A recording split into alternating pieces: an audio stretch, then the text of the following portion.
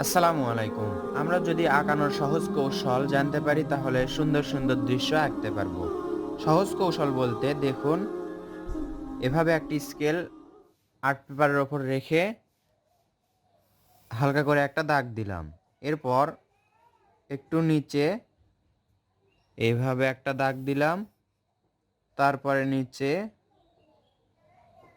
এইভাবে আরেকটা দাগ দিলাম আমরা। এরপর এখান থেকে একটা দাগ এদিকে এবং নিচের দিকে একটা সোজা দাগ। এটা ঘরের শেপ হয়ে গেল, দেখুন চালা এবং ঘর। এখানে আমরা সোজা করে দুইটা দাগ দিব। এই সোজা দাগে দরজা হবে এবং এই পাশে একটা জানালা হবে। দেখুন অলরেডি ঘর হয়ে গেল। পেন্সিল দিয়ে একটু গাঢ় করে আঁকলাম। এরপর একই রকম করে দেখুন এই পাশ থেকে একটা বাঁকা করে দাগ আঁকবো, নিচের দিকে সোজা দাগ আঁকবো। তারপর এখানে দুইটা সোজা দাগ দিয়ে একটা দরজা, তারপর পাশে আরেকটা জানালা। একই রকম দেখুন, দুই পাশেই কিন্তু আমরা একই রকম করলাম। এই দাগগুলো আমরা পেন্সিল দিয়ে আবার গাঢ় করে দিব। আমি ব্যবহার করছি এখানে 4B পেন্সিল।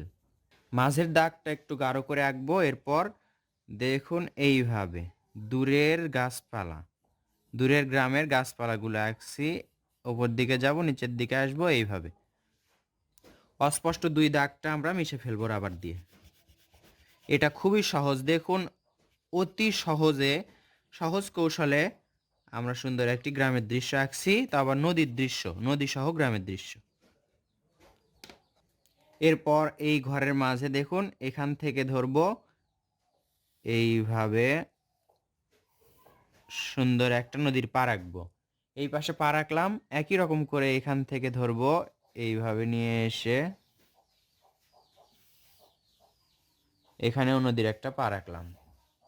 এখন কাজটা কি আমাদের, এই নদীর পাড়টা ডাবল করে আঁকবো। এই পাশে নিচেরটা এটা এবং এর পরেরটা নিচেরটা। দৃশ্য আঁকা প্রায় শেষ। ওপরের দিকে দেখুন একটু ফাঁকা ফাঁকা লাগছে, এজন্য আমরা এখানে একটা গাছ আঁকবো। গাছটা সহজেই আঁকবো। এইভাবে দুইটা দাগ নিচের দিকে, এই তো গাছের ডাল হয়ে গেল। এইভাবে এখন ঘুরে ঘুরে আমরা গাছের পাতা আঁকবো। এখান থেকে আবার এরকম করে এখানে রাখলাম, আবার এখান থেকে দেখুন সুন্দর একটা গাছ হলো। এখানে এটা লাগাই দিলাম। এই পাশে আবার ঘরের পিছনে একই রকম করে আমরা আরেকটা গাছ আঁকবো। একই রকম করে দেখুন, দুই ঘরটা আমরা যেরকম একই রকম করে করেছি, এখানেও সেরকম সহজেই আমরা একটা গাছ আঁকছি। এই গাছটা আঁকা কিন্তু অনেক সহজ, আপনারা ভিডিওতে দেখছেন। আশা করছি আপনারা এটা দেখে দেখে এই সহজ দৃশ্য বা এরকম আরও দৃশ্য আঁকতে পারবেন। যখন দৃশ্য আঁকতে নেবেন দেখবেন এরকম না হলেও অন্যরকম হয়ে যাচ্ছে, কিন্তু সুন্দর হবে। আকাশে যদি সূর্য দেওয়া হয় তাহলে মনে হয় সুন্দর লাগবে, কারণ আকাশটা একটু ফাঁকা ফাঁকা লাগছে। আমরা মাঝে এরকম করে আস্তে আস্তে করে গোল করার চেষ্টা করব। যদি আপনারা না পারেন, ছোট 1 টাকার কয়েন দিয়েও গোল করতে পারেন, অথবা বোতলের মুখ দিয়েও গোল করতে পারেন। দুই একটা পাখি উড়ে যাচ্ছে আকাশ দিয়ে, এইভাবে দুইটা শুধু দাগ দিবেন। একটা দাগই এইভাবে, একটা এইভাবে, একটা, দুইটা। তো বন্ধুরা, সুন্দর একটি দৃশ্য আঁকলাম। কেমন লাগলো অবশ্যই কমেন্ট করে জানাবেন। ভালো লাগলে লাইক করবেন, শেয়ার করবেন। আসসালামু আলাইকুম।